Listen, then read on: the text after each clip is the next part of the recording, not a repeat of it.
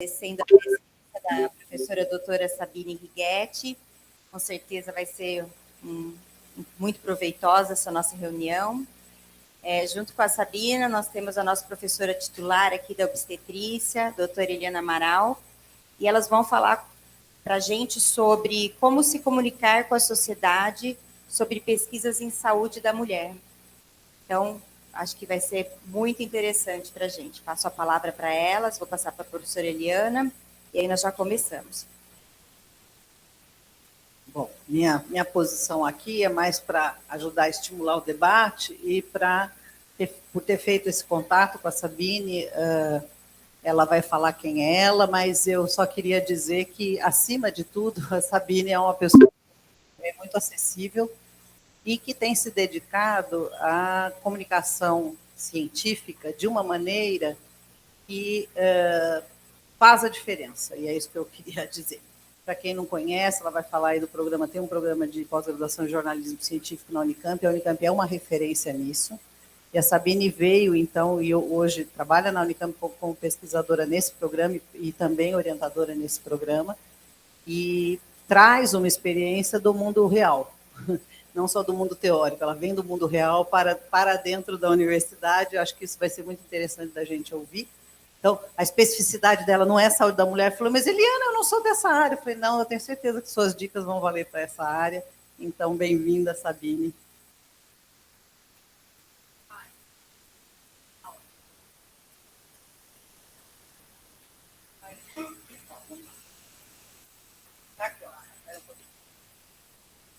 Falo daqui, depois a gente conversa, né? Tá bom. Já deu spoiler aqui. Já, né? Gente. Obrigada. Gente, é um prazer estar aqui. Faz um tempo, né, que a gente estava tentando fazer isso acontecer, mas eu estava rodando, passei um tempo fora da Unicamp, e que bom que deu certo. Obrigada pela presença. Fica estranho, né, ficar aqui, mas eu vou ficar rodando. Bom, primeiro eu vou falar, a Eliana falou um pouquinho da minha trajetória, eu trouxe esse print, porque segunda-feira agora eu estava no Roda Viva, entrevistando o professor Zago, o presidente da FAPESP. Então, realmente, eu entrei na Unicamp como pesquisadora e professora do programa de mestrado em divulgação científica e da especialização de análise científica no LabJOR há 4 anos e meio, depois de ter passado 15 anos atuando como jornalista. Então, eu fui jornalista de ciência da Folha de São Paulo, muito tempo, e outras áreas, escrevi muito sobre, quando eu falo ciência, ambiente, saúde, né, uma grande área de pesquisa científica. E, no paralelo, eu segui minha carreira acadêmica, até que eu acabei vindo para a academia, mas sem deixar nunca, jamais, o jornalismo. Então, eu ainda escrevo bastante, eu tenho um projeto de divulgação de jornalismo científico que eu vou falar bastante sobre ele, e vai ser o meu gancho para falar sobre saúde da mulher, e eu ainda tenho bastante participação ativa mesmo. Então, tudo que eu trago aqui é resultado da minha experiência como jornalista, de fato, lá trabalhando num jornal por muito tempo, do meu contato com pesquisadores sendo uma repórter, da minha atuação acadêmica, das minhas pesquisas atuais, da continuidade na minha atuação como jornalista e dos projetos que eu estou tocando, como um deles que eu vou trazer aqui. Então, essa mistureba aí que eu vou trazer aqui para vocês. Bom, antes de falar, né, de comunicação social da ciência, de como a gente faz comunicação da ciência, é muito importante a gente entender o contexto, né, onde que a gente está. E eu sempre gosto de lembrar que o Brasil é um dos maiores produtores de ciência do mundo. Essa era uma das coisas que me angustiava quando eu era repórter de ciência, porque eu sabia disso, porque eu estava estudando isso, né? Eu fiz mestrado e doutorado no programa de política científica aqui da Unicamp, então, que fica lá no IG. Então, eu sabia disso, eu acompanhava muito a produção científica, eu trabalhava com indicadores, mas eu não via isso na imprensa. Eu tinha dificuldade de acessar essa produção científica, eu tinha dificuldade de falar com cientistas de todas as áreas. Então, isso me incomodava e eu queria, de alguma forma, atuar nessa ponte de uma maneira mais ativa entre ciência e sociedade pela imprensa. Então, o Brasil é um grande produtor de ciência e tem ciência de altíssima qualidade, lidera várias áreas do conhecimento em termos de qualidade, de impacto, enfim, como a gente mede a qualidade. E isso é muito importante. Mas 9 em cada 10 brasileiros não sabiam, quando a pesquisa do CGE foi realizada no âmbito do Ministério de Ciência e Tecnologia, 2019, não sabiam dizer o nome de uma instituição que faça pesquisa como a Unicamp ou de um pesquisador. Então, a gente tem uma ciência gigantesca e um distanciamento muito grande entre essa ciência e a sociedade. Nessa pesquisa, quando as pessoas que foram entrevistadas, né, era uma amostra eleitoral, conseguiam dizer o nome de pesquisador, diziam Santos Dumont e Oswaldo Cruz. Então, realmente, o distanciamento é muito grande. Então, quando a gente fala, claro, isso é antes da pandemia, a gente não tem uma nova pesquisa, pode ser que tenha mudado um pouquinho, mas quando a gente fala de ciência brasileira, a gente está falando de um negócio muito grande, de alta qualidade, porém, distante das pessoas. Também a gente precisa lembrar que a gente está lá no final da fila nas avaliações de educação científica.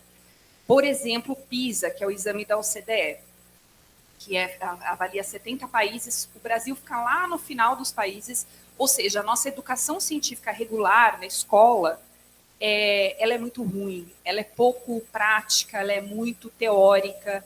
Então, tem um distanciamento também muito grande. Quando a gente fala, vamos falar com a sociedade, é com essa sociedade que a gente vai falar. Uma sociedade que está longe da ciência, que tem baixo nível de educação científica, o que, na minha opinião, ficou muito evidente na pandemia, né? Em que a gente não entendia como que uma droga é testada, mas deu certo com meu tio, por que não vai dar certo comigo, enfim.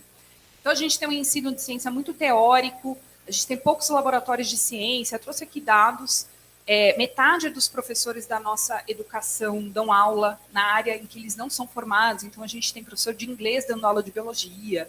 Esse é o cenário da educação brasileira. E, para fechar aqui esse pacote, poucos jornalistas são especializados em ciência. Então, a gente tem a sociedade longe da ciência, a educação científica de base muito ruim, e a gente tem poucos jornalistas especializados em ciência. Isso é importante a gente memorizar, porque quando a gente dá uma entrevista para um cientista sobre a minha pesquisa, sobre a minha tese, enfim, sobre algo que eu estou fazendo na minha área, os cientistas, em geral, têm uma percepção que eles vão falar com um Reinaldo José Lopes, com uma Cláudia Colucci, um super jornalista da área. E isso é totalmente a exceção. Eu sempre falo que é o mito do jornalista especializado. Eu dou aula num programa de especialização, eu sou especializada, mas é raro, isso é exceção. A imensa maioria dos jornalistas com quem vocês vão lidar ao lidar com a imprensa não é especializado em ciência. Vai ser o repórter da TV que saiu lá do assassinato e veio aqui para a Unicamp para cobrir alguma pesquisa, vai ser um produtor de rádio que nem sabe direito o que é a Unicamp, o que é um paper, o que é um resultado de pesquisa científica, o que é fase 1, fase 2 da vacina, enfim. A imensa maioria dos jornalistas não é especializado e teve baixo nível de educação científica na escola. Então, assim, se eu conseguir deixar essa mensagem para vocês, eu já estou extremamente feliz. Lidar com a imprensa, comunicar socialmente a minha pesquisa pela imprensa, lidar com jornalistas que não são da nossa área. Então, a sociedade está muito distante da imprensa, isso é muito, a sociedade está muito distante da ciência, isso é muito preocupante. E eu, como jornalista que atuava na área, que vivia isso, que pesquisava isso, eu pensava, eu preciso fazer alguma coisinha aqui para conectar a ciência brasileira, que é tão maravilhosa e que eu sou tão apaixonada, com a sociedade. E aí, depois de muita bateção de cabeça, eu cheguei num projeto, que eu vou falar rapidamente dele para chegar rapidamente não, porque ele é meu filho, né? Então, eu vou ficar falando um pouco dele, para chegar na nossa experiência nesse projeto, com comunicação social de pesquisas em saúde da mulher, que a gente tem uns casos interessantes. Então, o que a gente fez, né? Eu sentia a dificuldade como jornalista em contactar cientistas, em falar achar pesquisas brasileiras, enquanto que fora do país existem vários serviços que fazem isso, tipo a Eureka Alert, talvez algum de vocês conheçam, que é um serviço americano da AAAS, da Sociedade Americana para o Progresso da Ciência, em que jornalistas acessam pesquisas dos Estados Unidos com o telefone celular do autor, é tudo muito facilitado. E aí, eu e a Ana Paula Morales, que é uma cientista, que na época era cientista de bancada, a gente teve ideia de fazer um Eureka Alert do Brasil, que é a agência Bore. Bore, em homenagem a Carolina Bore, que foi a primeira presidente mulher da SBPC. Somos duas mulheres, resolvemos homenagear uma cientista mulher só para ficar diferente um pouco. Então, a Bore é uma iniciativa que conecta a produção de conhecimento das instituições de pesquisa do Brasil à imprensa de todo o país. Como que a gente faz isso? A gente dissemina trabalhos científicos de maneira explicada e antecipada à imprensa. Já vou falar como que a gente faz isso. A gente tem um banco, uma lista de cientistas com telefone celular que estão disponíveis a atender a imprensa. E a gente também faz treinamentos de jornalistas e de cientistas. Bom, essa aqui é a equipe. Eu e a Ana Paula somos as fundadoras, aqui é a equipe grande, a gente funciona só com apoio. O FAPESP foi o primeiro apoiador, Serra Pilheira desde sempre. A gente tem apoio do Google, do Ibirapitanga, do Sabin, dos Estados Unidos, da GV, do Instituto Clima e Sociedade, para fazer toda essa operação. O que é o nosso processo de disseminação, então? A gente criou uma tecnologia, isso com apoio da FAPESP, em que a gente consegue monitorar em tempo real a ciência brasileira. A ciência que foi aprovada para publicação e que está no pipeline para ser publicada.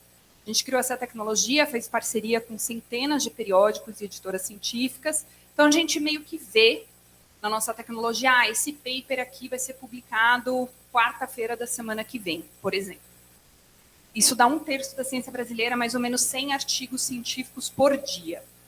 Aí a gente pinça mais ou menos 1% só disso, que é a nossa capacidade de produção, a gente pinça 1% por meio de uma curadoria que segue alguns critérios jornalísticos, então ineditismo do trabalho, diversidade do tema, se vai ter impacto jornalístico, aquele trabalho, a gente escolhe, aí a gente produz um texto explicativo, que a gente criou um modelo, a gente até fez um paper sobre esse modelo, a gente produz um texto explicando o que é aquela pesquisa para a imprensa, e a gente coloca numa área fechada o paper, o texto explicativo, que pode inclusive ser reproduzido pela imprensa, e o contato do porta-voz ou da porta-voz dessa pesquisa. Então, a gente junta todo esse material e coloca numa espécie de vitrine. Isso é a agência Bore. Então, o que a gente fez em 3 anos? A gente começou a funcionar 2 semanas antes do primeiro caso de coronavírus no Brasil. Então, em 3 anos, a gente antecipou para a imprensa 450 estudos. Isso aqui ia ser estudo que ia para a prateleira da universidade, ninguém ia ver. A gente antecipou 450, aqui a distribuição diária, saúde, a gente quase que tem que segurar, porque senão a gente só faz saúde. Porque saúde tem muita pesquisa de qualidade e tem muita pesquisa de interesse jornalístico. Basicamente, as pesquisas de saúde, porque são pesquisas que falam com a vida das pessoas. Então, é quase fácil você achar um estudo de saúde e explicá-lo, e a imprensa pega, porque é a área mais fácil, com certeza. As mais difíceis, exatas, engenharias, humanas, eu acho dificílimo. Agro, é impossível entender paper de agro, convido vocês a ler um paper de agronomia, é impossível entender. Então, saúde, realmente, a gente quase que segura, porque senão seria só saúde. Então, um estudo a cada 2 dias. Aqui a gente tem, hoje a gente está com 2.700 jornalistas cadastrados na Bore, ou seja, eles foram até a Bore, se inscreveram, quero receber esses materiais, né, que a gente faz. Todos os grandes veículos, são 900 veículos diferentes. Aqui ficou meio ruim de ver a distribuição pelo país todo, né, jornalistas do país todo. E esses estudos têm uma média de 24 menções imediatas na imprensa. Então, em média, cada vez que a gente dissemina um estudo, ele sai em 24 reportagens na imprensa escrita. Rádio e TV a gente não consegue ainda contabilizar. Então, está dando bastante certo. Mas eu falei que a gente não tinha só isso, né? Aquela operação principal, a gente também tem 540 cientistas num banco de fontes na área restrita para jornalistas que atendem a imprensa, que eu coloquei 2 exemplos, uma pesquisadora de Amazônia, da Federal do Acre, e um virologista da Federal de Santa Maria. Eles atendem a imprensa para falar sobre Covid e Amazônia, ela é especializada em queimadas. São cientistas que nunca tinham falado com a imprensa e que a gente treinou, eles estão no nosso banco de fontes. O Eduardo Flores já tem mais de 70 reportagens que ele deu entrevista. E esse banco de fontes ajuda muito a imprensa naquela loucura, fechamento, preciso terminar meu texto daqui meia hora, preciso entrar no ar daqui 5 minutos, vai entrar no Jornal do Meio-Dia da CBN rapidamente, os jornalistas conseguem acionar os cientistas que estão no banco de fontes. Então, a gente funciona atendendo às necessidades da imprensa, não dos cientistas, da imprensa. E também os treinamentos, né? A gente faz treinamento conforme a gente vai conseguindo apoio, a gente já treinou uns 700 jornalistas e cientistas, a gente fez 2 programas de mentoria no âmbito, lá no auge da pandemia, para treinar jornalistas a escrever sobre vacina. Nossa, os jornalistas do país todo, a gente nunca tinha contato com proteína spike, fases da vacina, então a gente fez um amplo treinamento, depois teve um prêmio da melhor reportagem, enfim. A gente está fazendo um monte de coisa conforme a gente vai conseguindo treinamento, conforme a gente vai conseguindo recursos. E aqui eu trouxe isso tudo, além de eu coordenar, é meu objeto de pesquisa, né?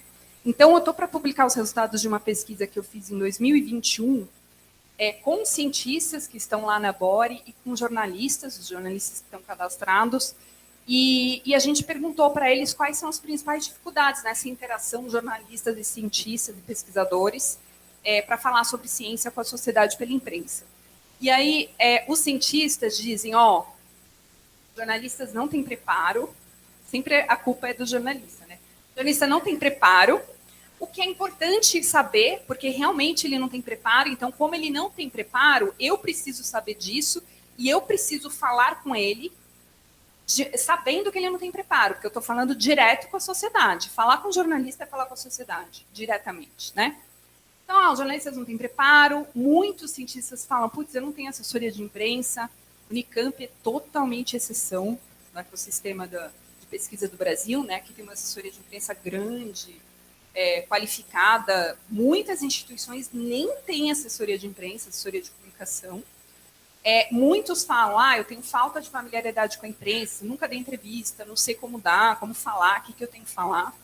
Então, isso a gente faz de tanto em tanto para entender as dificuldades.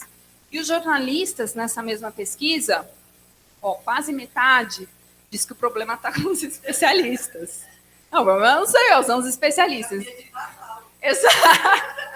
É totalmente uma terapia de casal. Um joga para o outro e a gente no meio. Então, eu coloquei aqui alguns trechos do que os jornalistas falam. Os especialistas são os cientistas de todas as áreas do conhecimento, inclusive saúde. Então, os especialistas têm pouca disponibilidade para atender a imprensa. Não consigo encontrar os especialistas brasileiros rapidamente. Lembrando que rapidamente pode ser assim, na próxima meia hora.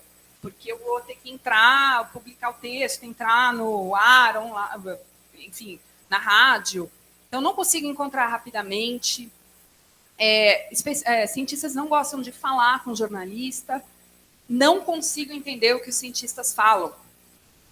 Isso é super importante. Inclusive, vale ressaltar que mesmo o jornalista especializado, como eu, que tem 20 anos, esse ano faz 20 anos que eu estou na área de jornalismo científico, ainda assim eu vou falar com um cientista. Imagina, um dia eu estou falando com um astrônomo, no outro dia eu estou falando com um paleontólogo. Nenhum jornalista é especialista em tudo. Eu entendo como a ciência funciona, o que é um paper, quais são as etapas, mas eu não sei os termos técnicos de cada área. Nunca um jornalista vai saber. Então, os pesquisadores precisam saber disso ao falar com os jornalistas, porque isso aqui é uma guerra e a gente está no meio. E aí, o que a gente teve de casos legais de comunicação, de estudos sobre saúde da mulher que vale contar aqui? Novamente, né, a gente tem muito, nesses 3 anos e pouquinho, a gente divulgou 450 estudos no nosso modelo, a gente achou o estudo, fez o texto explicativo, falou com o pesquisador, colocou lá o celular do pesquisador ou da pesquisadora, metade mulher, metade homem, né, os nossos estudos, como porta-voz. 1/3, mais ou menos, é da área de saúde. Então, a gente tem muito estudo da área de saúde, mas eu trouxe aqui 2 casos que valem ser contados. O primeiro é um estudo que foi feito pela Federal da Grande Dourados, Federal do Mato Grosso do Sul e Fiocruz. A Fiocruz tem assessoria de imprensa, mas tem, sei lá, 1.200 pesquisadores. Dificilmente a assessoria de imprensa consegue pegar tudo que os pesquisadores estão fazendo.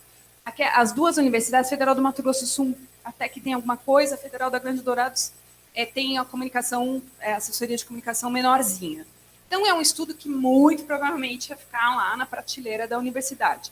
A gente mapeou pela nossa tecnologia, que a gente tinha parceria com a revista do Instituto de Medicina Tropical de São Paulo, onde esse estudo foi publicado. A gente pegou esse estudo, falamos, a porta-voz era uma mulher, eu acho que da Federal de Grande Dourados, e era sobre transmissão de sífilis de mãe para bebê, por causa de problemas no pré-natal. E eu lembro que quando a gente escolheu esse estudo, até a pesquisadora falou, nossa, mas isso é muito específico.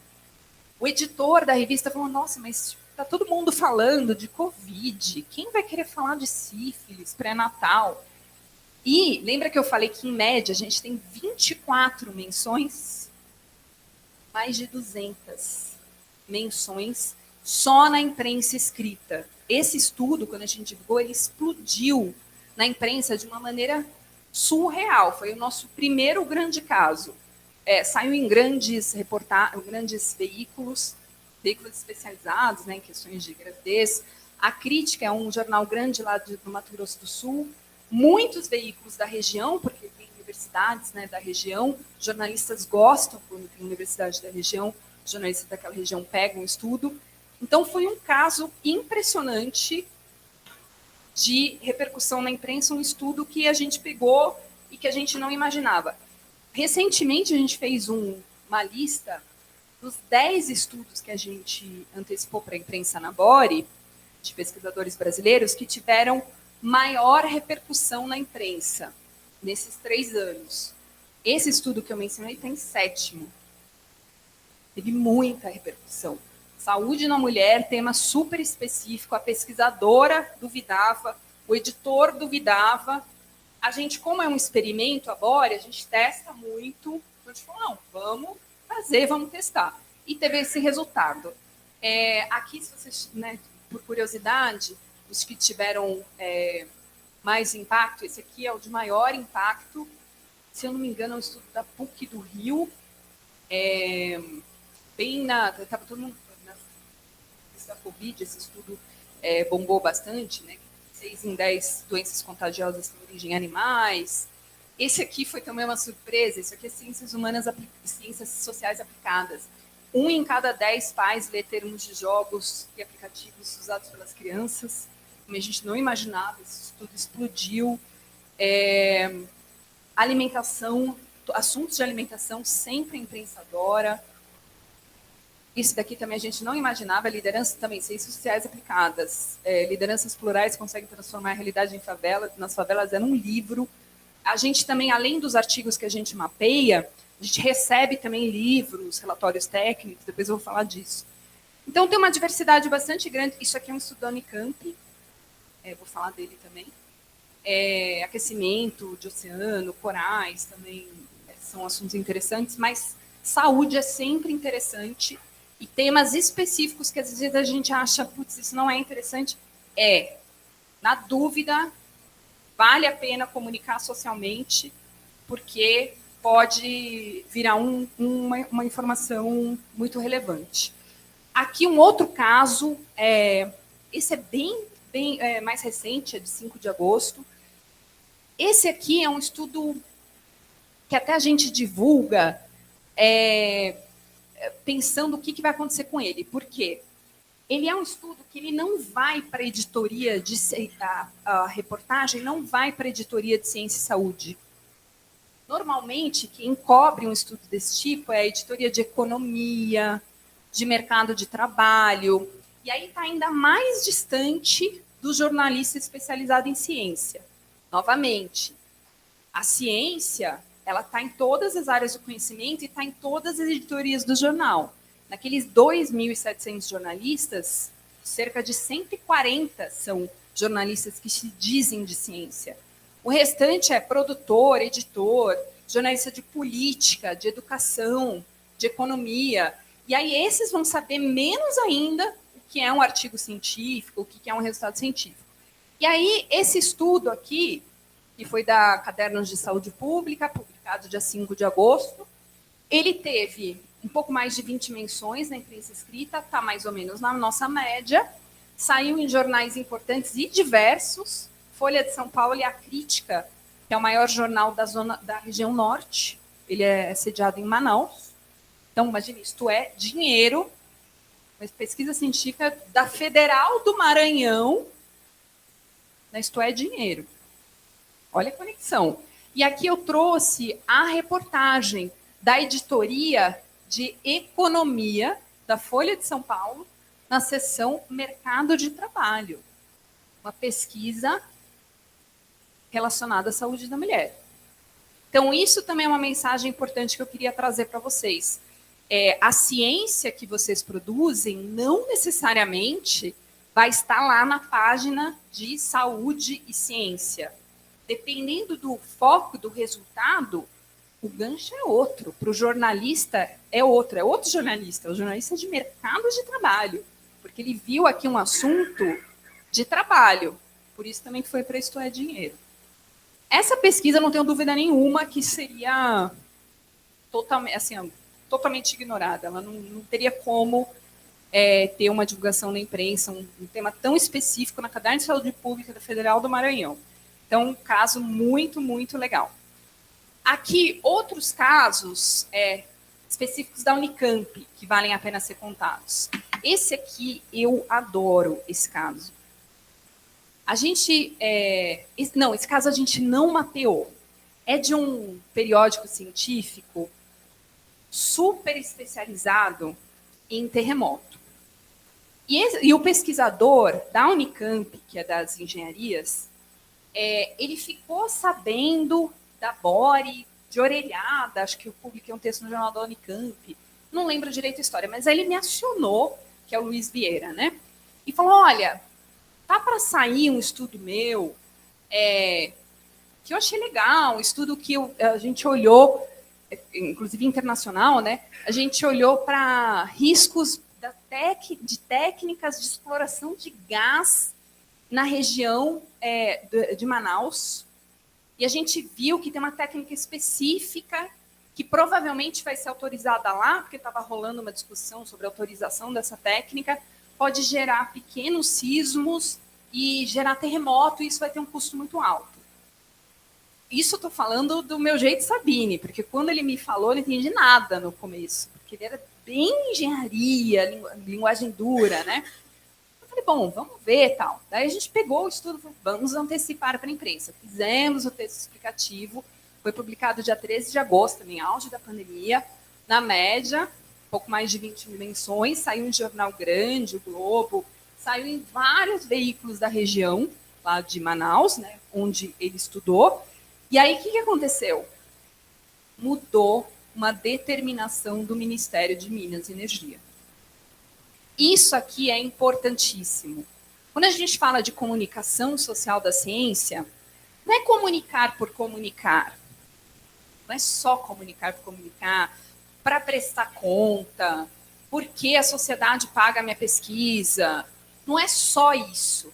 Seria muito legal se a gente fizesse isso pensando que eu tenho que falar com a sociedade porque é parte do meu trabalho. Mas não é só isso. Eu tenho que falar com a sociedade porque a gente trabalha para quê? A gente faz ciência para quê? para mudar alguma coisa, para impactar alguma coisa. Se a gente chegou num resultado, a gente quer que esse resultado seja aplicado, mesmo que o resultado seja um conhecimento específico, a gente quer que isso avance. E nesse caso, esse pesquisador, que tinha pouquíssima experiência com a imprensa, que por sorte me acionou, ele tinha um resultado científico importante no momento em que o Ministério de Minas e Energia estava fazendo uma discussão que dialogava com o paper dele. E aí isso mudou uma determinação. Gente, isso aqui, assim, extrapolando, isso aqui pode ter evitado uma situação de risco em Manaus, caso fosse aprovado a exploração de gás do jeito que estava sendo discutida. Então, quando a gente pensa, não, vou comunicar a minha pesquisa porque eu quero mudar alguma coisa, eu quero que chegue nas tomadas de decisão, quero que o conhecimento que eu estou produzindo avance. E aqui o caso da pesquisa que mencionei, está na lista lá das 10 com maior repercussão na imprensa, também é da Unicamp, é do Daniel Souza, que é um popstar, né? Daniel da biologia, do IP, ganha prêmio, ele é um cientista, e ele tem uma coisa de divulgação que é muito nata dele, ele sabe que ele precisa falar com a sociedade, apesar da gente não ter institucionalmente, né? A gente não aprende isso em nenhum momento no mestrado, no doutorado. Eu lembro que eu fiz parte do doutorado na Universidade de Michigan e lá tinha várias ações de uma equipe da equipe de comunicação da universidade fazendo cursos, media training, como escrever artigo de opinião para jornal, assim, fazia parte da formação. Tem atividades como essa, aliás, né, que não são comuns, infelizmente. Então, o Daniel, ele meio que tem isso nato, não é muito comum. Então, também, a gente se conectou e ele me passou esse periódico, a gente não mapeia ainda na nossa tecnologia, ele me passou, falou, olha, vai ser publicado dia 30 de julho, era um estudo com o IDOR, lá do Rio, ele tinha dúvida, era uma ciência bem básica, para mapear a proteína que pode ter relação com o quanto um tratamento para esquizofrenia vai funcionar ou não, mas, novamente, saúde, gente, tem tudo a ver, a imprensa gosta porque as pessoas gostam. Os leitores de jornal, ouvintes de rádio, quem vê TV, talvez tenha alguém com esquizofrenia, conheça alguém com esquizofrenia, conheça alguém que conhece alguém com esquizofrenia, então os temas são próximos. E aí, mais de 80 menções imediatas na imprensa escrita, ou seja, no dia que o estudo foi publicado, tiveram 80 reportagens escritas no país todo. Então, é um caso muito legal, também de uma pesquisa básica. Daí aqui, né, o momento marketing. Então, nesses 3 anos, a agência Bore, né, a gente tem quase 10 prêmios e menções, a gente foi finalista 2 vezes do Prêmio Einstein de Saúde. A coisa mais bizarra, no ano passado a gente foi destacado pela Organização Mundial de Saúde. Eles fizeram uma coletânea de casos, que está lá em cima, de ações no mundo todo que contribuíram para a informação da Covid. A Organização Mundial de Saúde falava que a gente ia combater a Covid com vacina e com informação. E aí selecionaram 5 casos e o nosso foi um deles. Nunca no meu maior sonho bêbada eu achei que a gente ia chegar aqui em 3 anos. A gente ganhou, foi finalista de um prêmio alemão também. Esse ano a gente está aprimorando a nossa tecnologia de mapeamento de estudos científicos com uma parceria com a Microsoft e com a Choca. Ana Paula, que é cofundadora da Bore, ela é fellow da Choca. A Choca é uma associação de empreendedores sociais, e a gente fez um exercício num hackathon da Microsoft, o maior hackathon privado do mundo, 9.000 projetos, para a gente conseguir aprimorar nossa tecnologia, a gente ficou em primeiro lugar. Nunca imaginamos, num hackathon, eu, jornalista, Ana Paula Biomédica, ficar em primeiro lugar. Então, a gente está conseguindo avançar bastante, e o próximo passo, né, para onde que a gente vai agora? A gente continua disseminando estudo, continua fazendo tudo que a gente está fazendo, treinamentos, banco de fontes, tudo, mas a gente quer, por meio dessa tecnologia, começar a avaliar mais o impacto dos estudos técnicos em tomadas de decisão. Agora, inclusive, no segundo semestre, eu vou ficar uns meses num pós-doc, que eu vou estudar isso, as ferramentas que já existem para você avaliar até onde chegou um estudo científico, num projeto de lei, numa CPI, numa decisão de um ministério, quer dizer, como que eu consigo avaliar o que aconteceu com o estudo depois que ele foi divulgado. Bom, aí aqui eu vou deixar, depois a gente pode passar por e-mail, né? Se alguém quiser divulgar um artigo científico, um relatório, um livro, aqui tem uma área, dá para clicar e enviar, ou por e-mail, a gente encaixa lá na nossa curadoria. Depois a gente manda por e-mail também, tá, Eliana, para facilitar. E é isso. Falei demais, gente. Falei no tempo. Obrigada. Deixa eu deixar aqui. Vou pedir para você voltar terceiro, quarto slide, qualquer coisa assim. Tem uma coisa que você passou, que eu acho que é uma boa conversa para a gente começar. Volta. Resultados da sua... não, ó, para frente. Aí, pronto. Na verdade, Sabine, queria que você comentasse, porque você pulou a falta de valorização da divulgação científica nas agências de fomento e como isso impacta a disponibilidade do cientista. Sim, o que a gente sempre fala é que a gente, claro, né, a gente é uma gotinha, assim, a gente está fazendo um trabalhinho, pegando 1% da ciência que a gente mapeia e divulgando, que isso é muito pouco.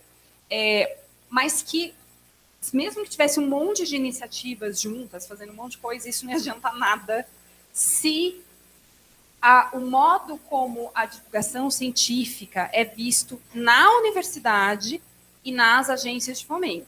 Isso a gente fala sempre, precisa ter uma mudança institucional. Ou seja, como acontece, novamente, vou falar dos Estados Unidos porque é o que eu conheço, porque passei um tempo lá.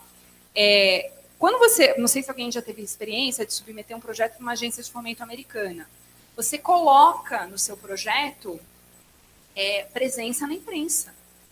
E se você não tiver presença na imprensa, você não consegue apoio. Aqui nas agências de fomento, número de paper, e está tudo bem se você nunca falou sobre esse paper com a sociedade. Numa agência de fomento americana, você não consegue apoio se você ficar fechado no seu laboratório. Outra coisa, a progressão de carreira. Eu me lembro, vou contar um caso real. Uma vez eu estava fazendo uma reportagem na Folha, e era um paper que tinha um monte de autor, e tinha um americano, e aí eu acionei esse americano, e ele foi muito atencioso comigo. Os cientistas americanos, eles são muito atenciosos com a imprensa. Eles respondem na hora, eles ligam, eles falam pausadamente, eles perguntam se entendeu, dá tempo de gravar, eles têm a mensagem, assim, eles sabem qual é a mensagem que eu tenho que deixar para o jornalista. Ele manda um gráfico, que é o dado principal, nunca manda uma tese. Aqui no Brasil sempre tem assim, minha tese foi sobre isso, vou te mandar, sendo que eu tenho que terminar o texto em meia hora. Né? E o cientista americano é muito bem treinado. E aí uma vez eu estava entrevistando um cientista americano, ele super legal, daí eu falei, nossa, muito obrigada, assim, realmente você foi excepcional na conversa. Ele falou, não, obrigada a você, porque eu estou fazendo... Não, aquele... nossa, me fugiu o nome, aquele... tenure. Estou fazendo tenure track. E eu não lembro a universidade dele, e eu precisava ter presença na imprensa da América Latina. E eu não tinha. E aí você me ligou do maior jornal do Brasil, do maior país da América Latina, eu falei, meu Deus! Quer dizer, imagina que para o tenure track, ele precisava ter presença na imprensa da América Latina. Senão ele não podia submeter. O tenure track, né, que é o nosso probatório, que é diferente.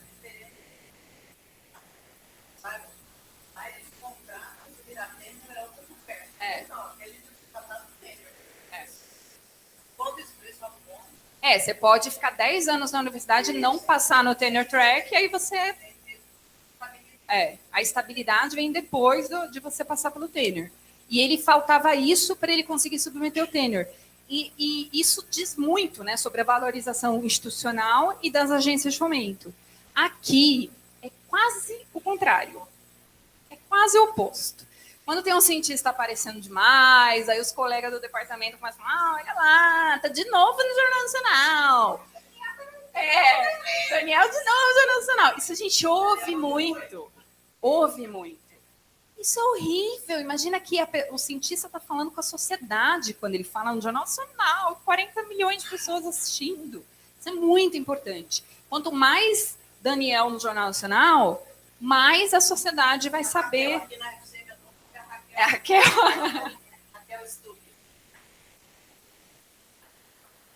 Então, isso precisa ser valorizado.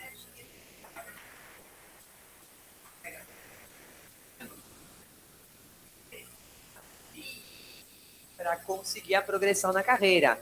Nós não colocamos no Lattes. E se eu colocar no meu Lattes, a pós-graduação, eu até faço parte da comissão agora, vai me chamar e falar assim, nossa, tem gente que confunde, que coloca no Lattes publicações na fêmea. Então, aqui não só não tem valor nenhum, como além disso, tem uma coisa que não apareceu tanto aqui, é o medo da informação ser compreendida de uma maneira equivocada.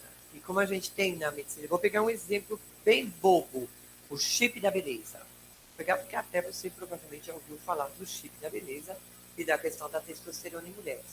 Isso dentro dos eventos médicos do CFM tomou uma importância extremamente grande, que é totalmente diferente daquela que está na mídia. Então, há uma dissociação entre o conhecimento acadêmico e o que tem na mídia, e os pesquisadores não querem se expor. Eu não sei se eles não querem se expor. Eu não entendo onde entra aqui no seu quadro. Né? Da onde vem esse medo da exposição e de uma má interpretação de algo que a gente pode simplificar. E a minha segunda colocação, que tem um pouco a ver com a exigência que a senhora faz do pesquisador, é que eu vi que muitas das suas citações são do Cielo.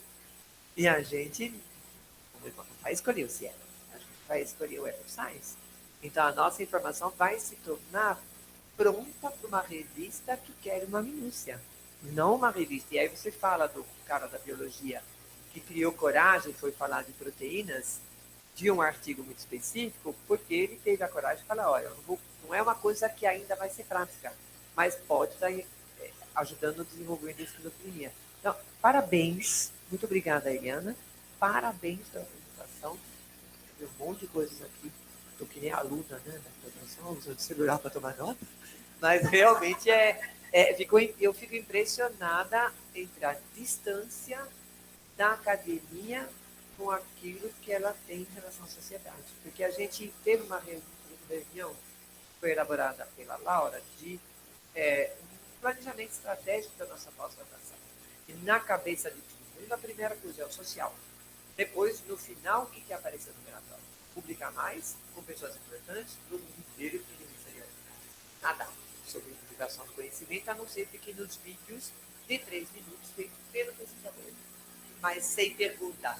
E aí ele vai falar mais embaixo que não é possível. Então, parabéns. Tem bastante coisa para comentar. Por isso que você falou sobre... tem um assunto que na academia é falado de um jeito, na imprensa está de outro, e que é um dos motivos dos pesquisadores terem medo de falar, inclusive isso não apareceu aqui, mas eles falam, né? Eu tenho medo que a imprensa não entende. Eles falam, não entende, sai errado. Esse é o típico caso em que os pesquisadores podem fazer um movimento de aproximação da imprensa para tratar daquele caso. A gente fez alguns, eu nem trouxe aqui na apresentação, mas a gente faz algumas ações que a gente chama de coletiva Bore. A gente inventou isso. Então, a gente junta cientistas, chama os jornalistas, faz uma conversa pelo Zoom, em que os cientistas falam abertamente com os jornalistas sobre um tema que está na imprensa, mas que eles querem destacar alguma coisa. Isso, nesse caso, funcionaria muito bem. Olha, isso aqui que é o chip da beleza, sugiro que vocês vejam essa referência, tem esse pesquisador, a abordagem pode ser essa, pode não ser aquela, porque os jornalistas, na verdade, eles meio que vão reproduzindo um ou outro, muitas vezes podem estar entrevistando médicos de clínicas de beleza, então eles estão com fontes enviesadas. Então, o movimento que a ciência precisa fazer é o oposto. Em vez de se fechar, falar, putz, isso aqui está errado, eu não vou dar minha cara para falar sobre esse tema aí que está com uma cobertura enviesada, é o oposto. Peraí, vamos juntar, vamos falar com os cientistas, com os jornalistas sobre esse tema. Não precisa ser pela Bore. Pode ser uma ação na assessoria de empresa Unicamp, pode ser 1000 coisas, né? Tem 1000 soluções. Mas a gente já fez isso algumas vezes pensando nisso. Tem um assunto factual e a gente precisa falar desse assunto à luz das evidências científicas e munir os jornalistas. Provavelmente eles não vão sair fazendo reportagens, mas eles vão, putz, é isso, entendi, na minha próxima reportagem. Então, isso é um movimento de aproximação que precisa ser feito. E sobre as revistas, a gente começou a Bore mapeando, primeiro de tudo, nosso piloto foram os periódicos da Cielo, que elas são muito representativos na ciência nacional. Em algumas áreas, assim, o topo, a grande... Se você pegar a Cielo, você pega quase toda a ciência daquela área, né? E aí a gente foi expandindo com muita dificuldade, porque tem editoras comerciais. Então, agora a gente está com uma parceria com o Elsevier, graças ao Brito Cruz, que está lá. Daí eu fui lá bater na porta, com a Karger, agora com a Beck, que é editor, mas aí também são brasileiros,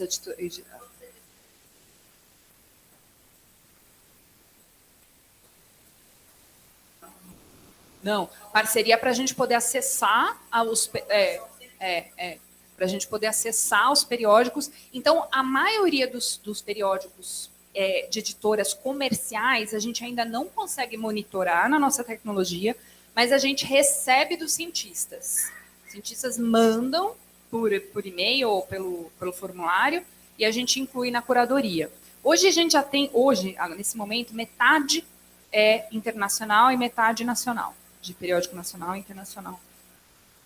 Comentário, depois pedir participação ativa da plateia. Comentário. Uma coisa que a gente acha que quando está disseminando na imprensa, pelos jornais, pelas revistas, etc., que nós estamos atuando sobre a população geral sem fazer a cabeça dos fazedores de opinião. A gente esquece disso. Por que eu estou comentando? As instituições públicas, universitárias e de pesquisa no Brasil estão em ameaça contínua neste momento histórico. Né? Começou, nós estamos numa fase de transição, em que há uma grande discussão, por exemplo, do ensino superior não ser pago. Então, ainda que ela seja pública, porque ele não é pago. Como eu estava na reitoria na época em que teve, né, que a Alesp fez aí o processo de, como diria, análise das universidades, para não chamar de outra coisa, houve uma auditoria sobre as universidades. A Alesp, os deputados estaduais, maior parte deles, de fato não entende o processo de atuação nosso. Eu estava até explicando para a Sabine como é que a gente atua aqui, né? O departamento está dentro do hospital, primeiro, nossas salas são aqui, então nós estamos continuamente disponíveis, a gente dá aula para graduação, vários níveis, pós-graduação, mas a gente também dirige o hospital, mas a gente também dá aula para pós, mas a gente também... Isso é muito diferente, até aqui dentro do Unicamp, tem gente que não entende, sem visitar. Então, ter esta visibilidade externa e mostrar que as nossas pesquisas, porque foi pedido na Alesp, onde estão essas tais pesquisas que vocês dizem que vocês ocupam 60%, 70% do tempo fazendo pesquisa? Cadê isso? Ninguém vê. Aí a gente fala, imagina, está lá no publicado. Foi pedido até para entregar, literalmente, essa peça, imagina. 10 anos de publicação científica da Unicamp, o que significaria? Então, o fato de que a gente não existe continuamente no dia a dia, entre aspas, das pessoas, e que chegue a fazedores de opinião, a gente tem que começar a entender como isso faz diferença. Então, a extensão, quando a gente fala que tem que fazer extensão, responder à sociedade não é só um responder com serviço, mas é um responder com presença, porque a valorização da ciência para o desenvolvimento da sociedade não é visível. Semana passada, a discussão era o custo aluno das universidades estaduais. Em São Paulo, versus as municipais, versus as privadas, versus as federais. Esses assuntos, gente, a gente está aqui, né, cuidando da nossa vida, não sabe, mas esses assuntos estão lá fora e ameaçam a estabilidade que a gente tem como instituição, valorizado o que a gente faz com a história que a gente tem. Então, eu queria aproveitar, porque eu acho que tem tudo a ver com isso, né? Deixar visível para a sociedade tudo que a gente está fazendo, além de dar 12, 20 ou 24 horas de aula. Porque nós damos 20 a 24, mas tem muitos lugares que não. Muitas outras na própria dentro da universidade. Então, acho que esse é um aspecto que, assim, Eliana está trazendo uma coisa no paralelo, não, tem uma ligação, não é visível, mas existe. Luiz pediu a palavra, depois Rodolfo. Obrigado, parabéns, Sabine.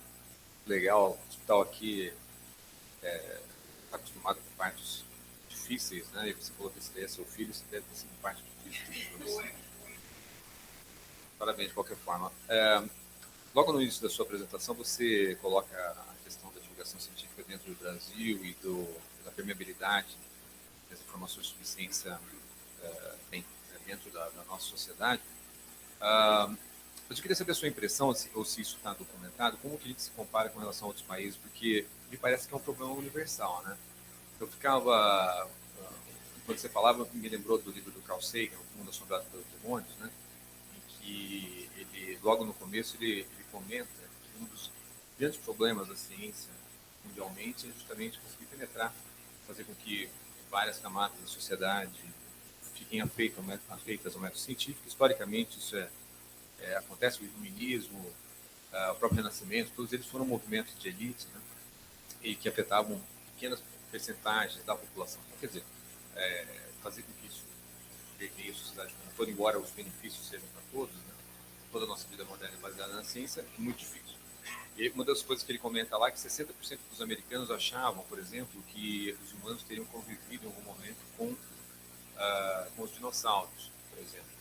60% dos americanos. E lembrando que os Estados Unidos é o país, hoje ainda né, o país que mais investe em ciência, o país com a ciência mais dinâmica, etc. Então, a gente vê que existe essa preocupação lá, esse investimento todo que eles fazem em divulgação é por conta disso. Eu queria saber como que o Brasil se compara em relação a outros países, do ponto de vista de o grau que a sociedade está informada sobre ciência, ou o grau em que, por exemplo, essa pesquisa que foi feita aí, de 9 entre 10, as pessoas não saberem nomear um cientista, como que isso se compara? Você tem esse tipo de informação? Isso existe? Nossa, a pergunta é excelente, é dificílima. Essas pesquisas que a gente chama de percepção pública da ciência, que inclusive é uma área de pesquisa minha, que eu mostrei aqui bem no começo, elas são feitas, em geral, a cada 3 anos, com uma metodologia internacional. Então, é como se fosse assim, o mesmo questionário aplicado em vários países. E tem algumas perguntas de conhecimento. Então, assim, posso tomar antibiótico para tratar vírus, a terra é plana, coisa assim. E aí...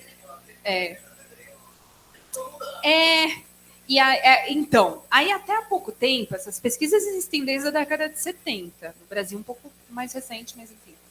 Até há pouco tempo a gente falava assim, bom, aqui né, tem um problema de educação científica, então o nível de cultura científica daquele país tá ruim, vamos investir mais em divulgação, vamos investir em educação científica e tal.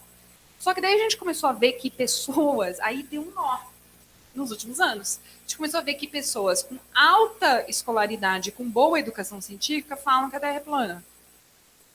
Peraí, mas então o problema não é divulgação e educação, é outra coisa? Eu apresentei uns dados de uma pesquisa de percepção o ano passado na reunião anual da SBPC, numa mesa do DAD, com alemães. Super alto nível de divulgação institucional, alto nível de educação científica, e os dados da Alemanha são piores que os nossos. E, inclusive em termos de vacina, né? A gente aderiu muito mais à vacina do que a Alemanha. E aí a gente ficou assim, e agora? E agora o que está acontecendo? Eu não tenho a menor ideia. Há 4 anos eu diria, não, se a gente melhorar a educação científica e divulgar a ciência, estamos todos resolvidos. Não está. Então agora sim a gente meio que está assim, o que está acontecendo? Mas respondendo a tua pergunta, sim, dá para comparar. Né? Nas comparações, o Brasil não vai tão mal, assim, o que a gente vai mal? As pessoas dizem que não vão a museu porque não tem museu, mas as pessoas dizem que gostam de ciência muito mais do que outros países, mas eu gosto da ideia que eu tenho de ciência, porque na verdade eu nem sei quem são os cientistas. Então, sim, a gente não vai tão mal na pesquisa de percepção. Mas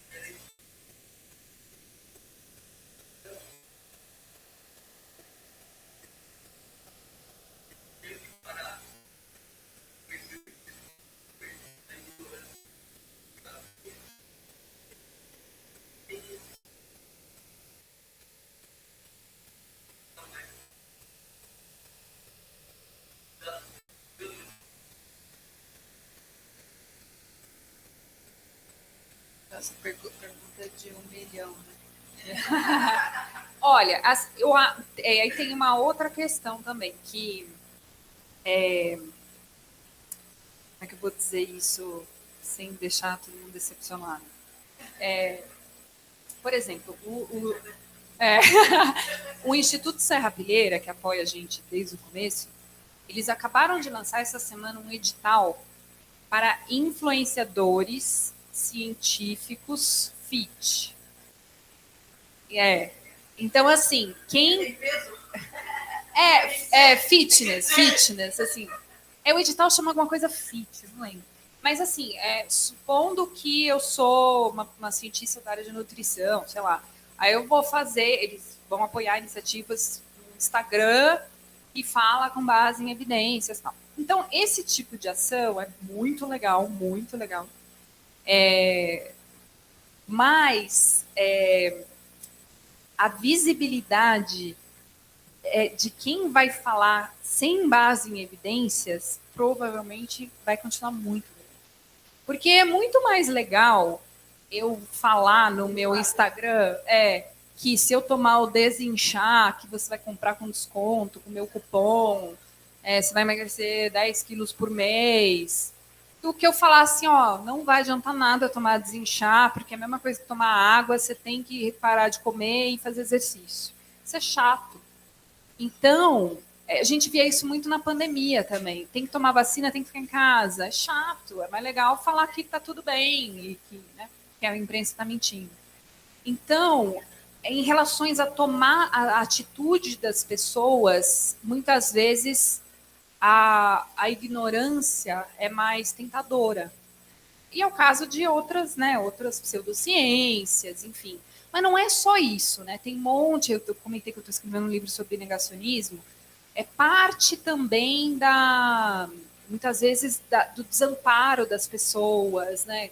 Pessoa que não encontra um acolhimento no atendimento médico, aí vai vai se acolhendo o cara que faz reiki, sei lá, e aí se sente super bem-vindo. Isso tem uma ampla discussão e tem muita literatura sobre isso.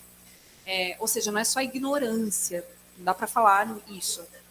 É uma busca, mas, assim, essas iniciativas, elas existem.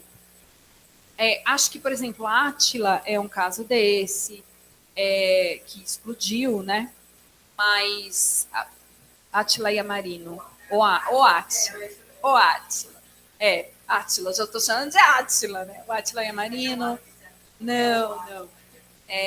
Mas ainda assim, as influenciadoras aí tem milhões.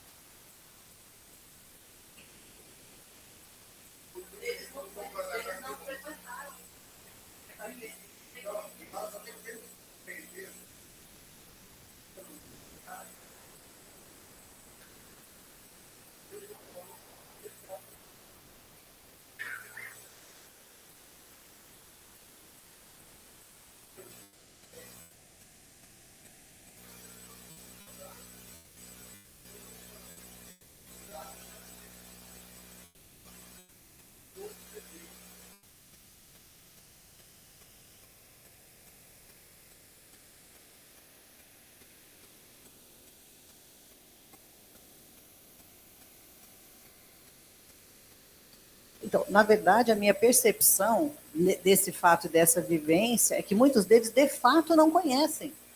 Então, assim, quando faz a pergunta, ela é completamente, ela é genuína, eles de fato não sabem. E a gente interpreta isso de uma maneira muito negativa, mas não. É o que você falou, eles vêm de diferentes lugares, diferentes origens, é legítima a eleição. Posso concordar, não concordar, ser de outro espectro, mas é isso. Então, eles de fato desconhecem. Então, a visita à Unicamp, por exemplo, foi muito, muito bem avaliada quando eles vieram dizendo assim, nossa, como aqui é organizado. Porque não se tem essa noção mesmo. Quem não conhece, não vive, né? Então, a gente precisa sair mesmo da redoma e da casinha. Não, muito boa a discussão. E foi bom também a mensagem. Eu ia perguntar se alguém tinha uma experiência de imprensa que deu certo, deu errado, foi constrangedora para comentar. E porque eu esqueci de falar que assim, eu não estou defendendo a imprensa. A imprensa tem muitos problemas. A formação do jornalista tem muitos problemas, né? Tanto que a gente atua no LabJOR nessa frente. As empresas de comunicação têm muitos problemas. A gente tem questões, inclusive ter diploma. Tem muitos problemas. E a Eliana falou assim, nossa, mas isso é ético? Primeiro, isso não é ético. O que eu tento passar de mensagem é, sabendo que a imprensa é assim, está sobrecarregada, tem baixo nível de educação científica, Então, assim, como eu me preparo para atender essa imprensa real que representa a sociedade real? E interessante que uma das dicas que a gente dá, que também vale para todo mundo, quando um jornalista ou um produtor, né, de TV te aciona, a primeira coisa é perguntar, se for um repórter, qual que é a tua experiência nessa área, para eu saber até que ponto eu vou. Você é dessa área, você cobre essa área faz tempo? Ou, se for um programa, quem vai estar lá? Eles têm que falar. Provavelmente eles não falaram, antiético, porque senão você poderia não ir. Eu me lembro que na pandemia me chamaram, aquele programa do Augusto Nunes, me chamou para debater com Leda Nagli e aquele Chong, que morreu, inclusive de Covid, e defendia cloroquina e morreu de Covid, né? E aí eu falei, quem vai estar? Vai estar a Leda Nagli e o Chong. Não tem condição de eu ir sozinha falar sobre informação científica com 3 negacionistas. Eu não vou fazer isso. Então, assim, talvez até deveria ter feito. Algumas pessoas falaram, não, você tem que ir, porque senão quem vai? Mas você tem que saber que você vai enfrentar. Isso é fundamental. Ele pediu a palavra, depois da Roseli, eu vou pedir talvez para alguns de nós que estamos aqui fazendo pesquisa, que pesquisa passou na sua cabeça que você fez e que você poderia sugerir para a Bia?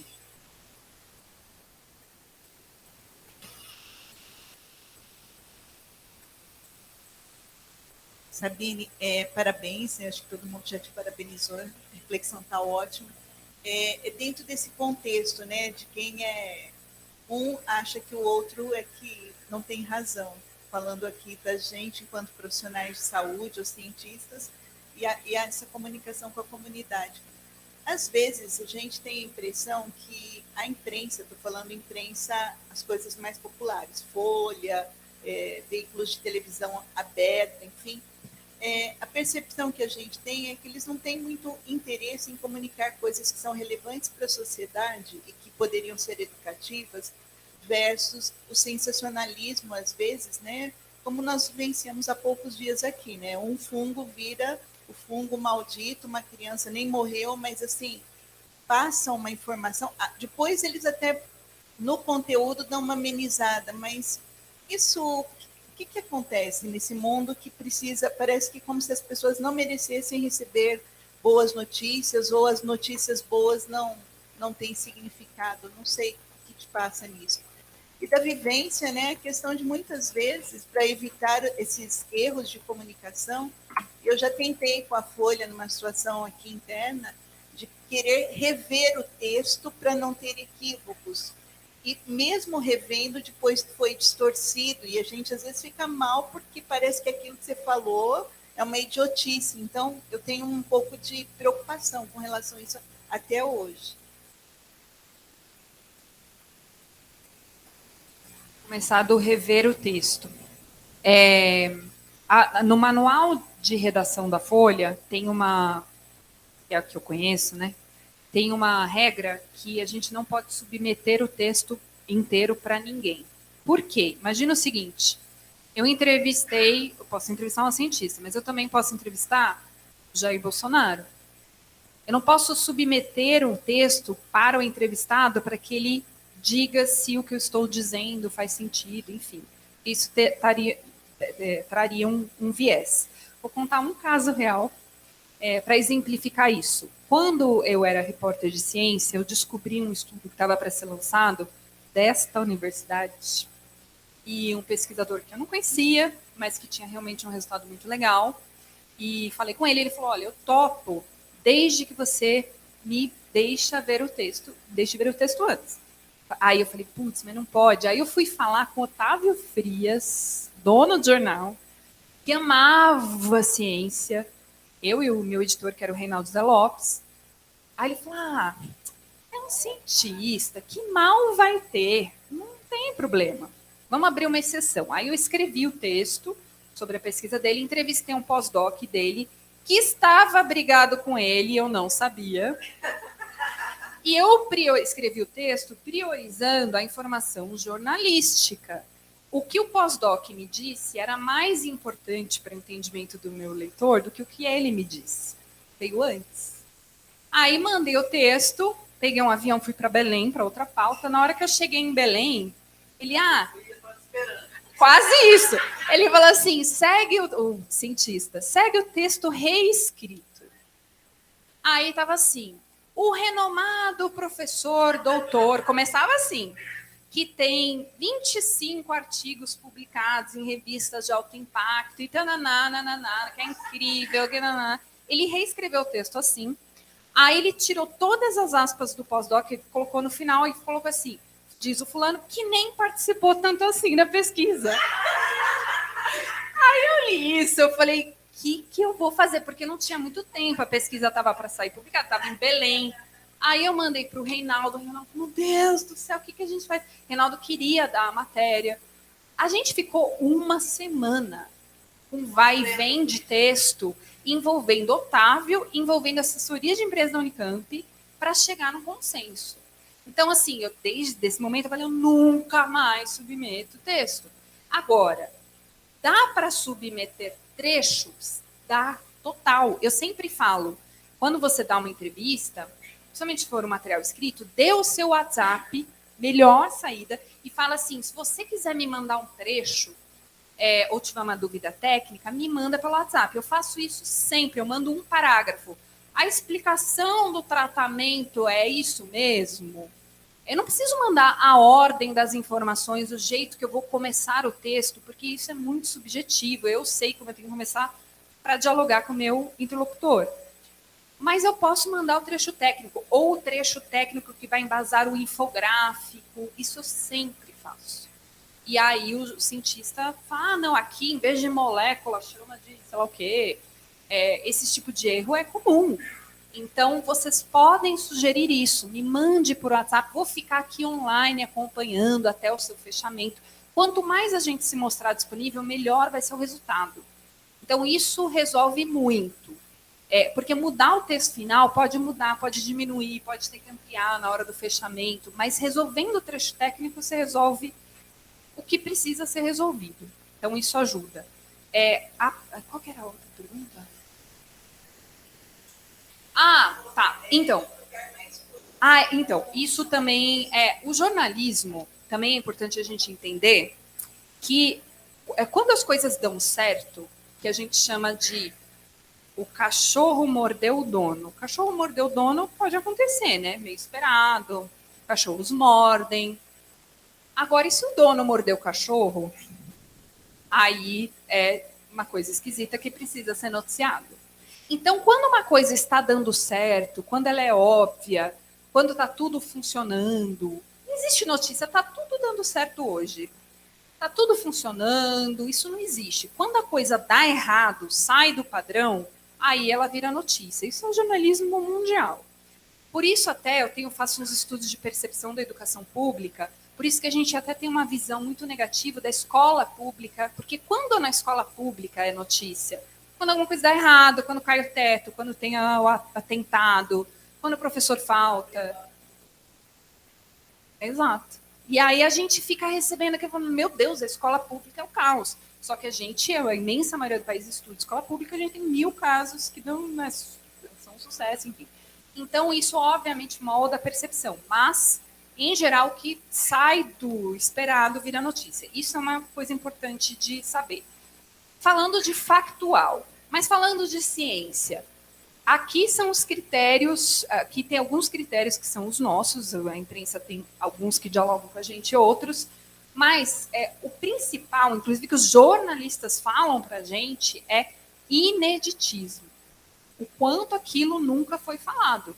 Então, se eu tenho uma pesquisa que não está em nenhum lugar, não está no jornal da Unicamp, não está em nenhum lugar, ela ainda não saiu, e ela é inédita, e ela tem uma dimensão pública do tema, ela tem impacto na vida das pessoas, aí você tem uma coisa para ser contada. Mesmo que a ciência traz boas notícias, né?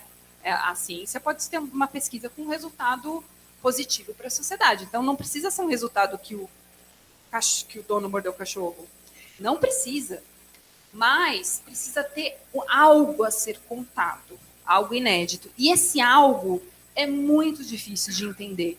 E é muito mais fácil para a imprensa tratar do sensacionalismo, de temas, né, dos donos que mordem o cachorro, do que de um estudo que é difícil acessar, é difícil entender, é difícil falar com o autor. Então, quanto mais a gente faz esse movimento, mais a informação científica vai estar disponível. Também um exercício que é você achar no meio de uma coisa comum a coisa que é inédita. Assim, existe, às vezes, um jeito, né? Você precisa aprender a buscar e ter, talvez, o apoio de alguém mais técnico.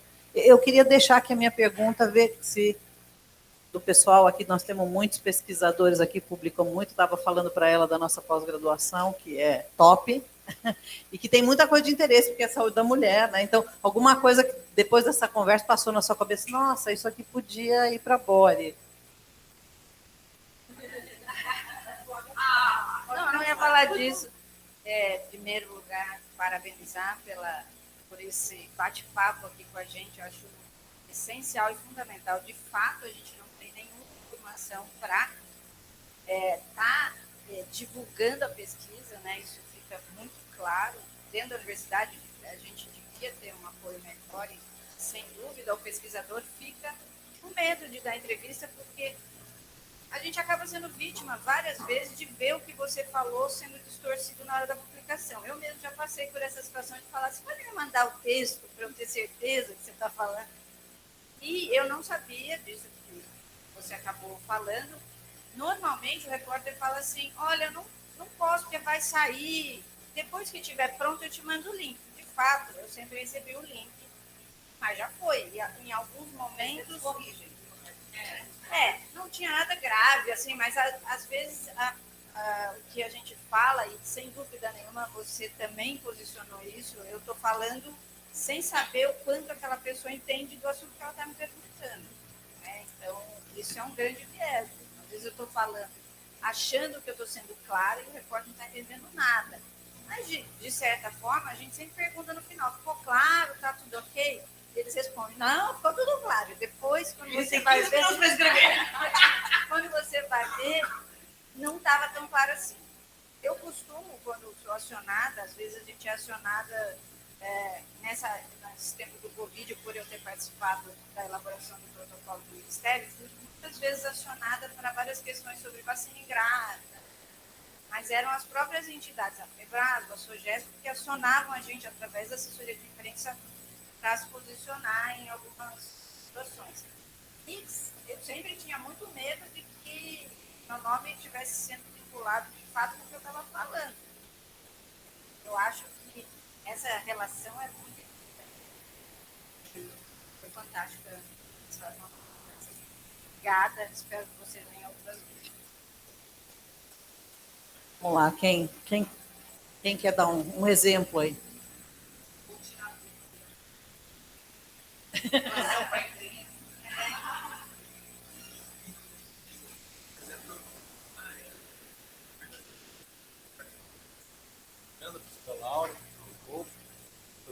publicado ontem, na verdade, que é um estudo que abordou racismo e mortalidade por Covid, mortalidade materna por Covid. A gente conseguiu observar um dado com um estudo com mais de 800 no país, que mostrou uma taxa de mortalidade muito maior entre mulheres pretas do que entre mulheres brancas, e não houve atrasos nos atendimentos. Então, a morte não se explica porque essa mulher chegou mais tarde ao pronto-socorro, por alguma causa aí intra-hospitalar. Então, é uma questão que eu acho que, se fosse um estudo publicado ontem, saiu na RBGO, Revista Brasileira de Ginecologia e Obstetrícia. Gente, tem internet aqui? Porque eu estou pensando que, obviamente, eu não faço operacional da Bore, né? Mas eu vi algo muito parecido. Será que é essa? Deixa eu ver. Ó, garanto que aqui tem um monte que podia dar negócio com a Pode Bore. ir falando que eu tô ouvindo. Não, tô vendo aqui também. Será? Câncer de colo, câncer de mama, tem muita coisa aqui que dá negócio com a Bore. Menopausa. Oi?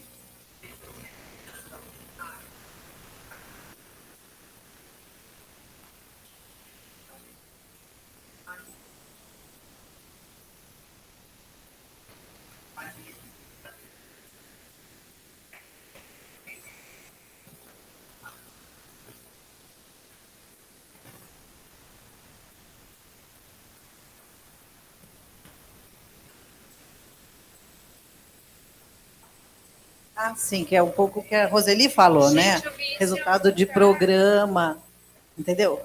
Divulgar serviço que funciona não tem o mesmo impacto do que Não foi na uma Bore. coisa de laboratório mínimo. Bom,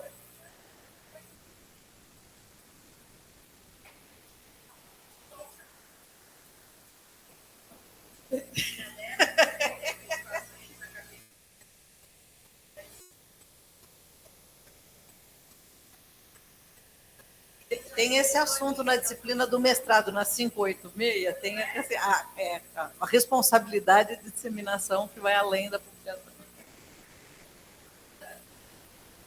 Viu? Manda aí. Pronto.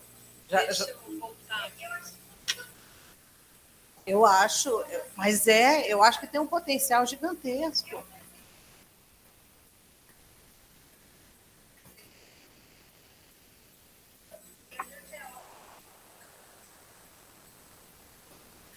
Fala, Laura.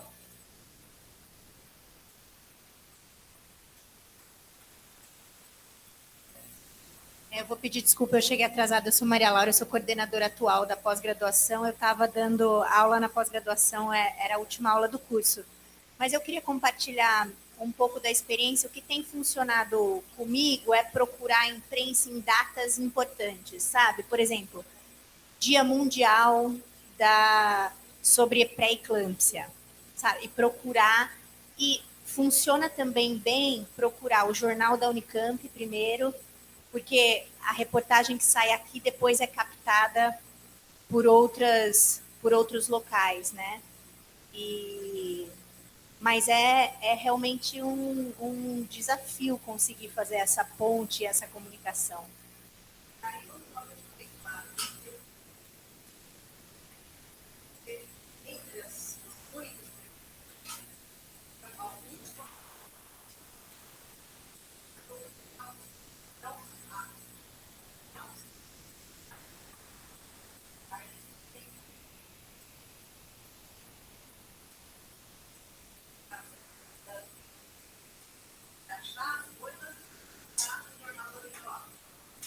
Mas sabe, e acho que a gente discutiu bastante isso no último planejamento estratégico da pós-graduação, e uma das novidades que vai ser apresentada, provavelmente a partir do ano que vem, é que os alunos, junto com a defesa da sua tese, que normalmente eles apresentam um resumo que é divulgado para todos para chamar para a defesa.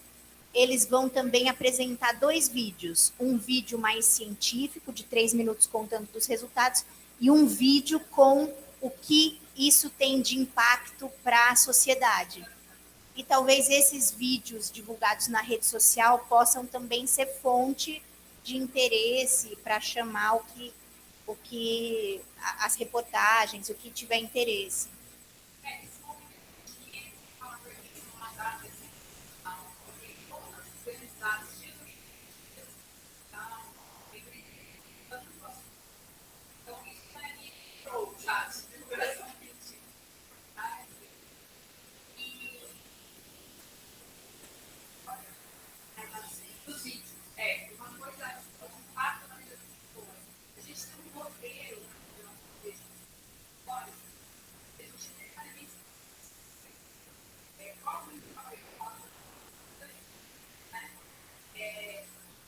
Qual o principal resultado da pesquisa, como a pesquisa foi feita, como o resultado impacta a vida das pessoas, como impacta o que já se sabia naquela área e o que vai ser feito agora. A gente responde essas 5 perguntas. E o que impacta na vida das pessoas é sempre a pergunta que os cientistas ficam assim, eu não sei. E mesmo, a gente sempre fala, não, se esforça, porque mesmo a pesquisa do meu marido astrônomo tem que ter uma explicação por como que impacta a vida das pessoas, tem que ter. Não, ele estuda galáxias distantes, mas isso contribui para a formação de conhecimento, compreensão do universo, de onde viemos. Não é modo de dizer, ele é mesmo. Ele é mesmo. E ele realmente estuda galáxias distantes. E tem que saber, eu tenho que saber por que eu estou fazendo isso para a vida das pessoas. E sempre, não é imediato, mas tem um contexto. E sempre isso trava, essa pergunta trava. Eles conseguem responder todos, mas nessa trava. A gente sempre faz esse... Então, fazer um exercício de um vídeo, como impacta a vida das pessoas, achei lindo. Bom, estamos indo, os últimos existentes, mas foi muito bom.